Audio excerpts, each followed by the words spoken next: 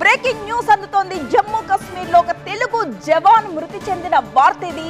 జమ్మూ కాశ్మీర్ లో జరిగిన కాల్పుల్లో సత్యసాయి జిల్లాకు చెందిన వీర జవాన్ ప్రాణాలు కోల్పోయినట్లుగా బ్రేకింగ్ న్యూస్ మనకు అందుతోంది.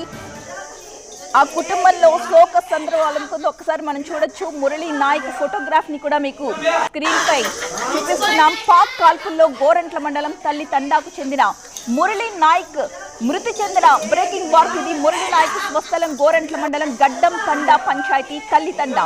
యుద్ధ భూమిలో వీర మరణం పొందిన మురళీ నాయక్ కుటుంబంలో ఇప్పుడు తీవ్ర విషాద వాతావరణం నెలకొంది. మురళీ నాయక్ మృతదేహం రేపు స్వస్థలానికి చేరుకునే అవకాశం కనిపిస్తోంది. జమ్మూ కాశ్మీర్ లో జరుగుతున్న కాల్పుల్లో సత్యసాయి జిల్లాకు చెందిన వీర జవాన్ ప్రాణాలు కోల్పోయాడు.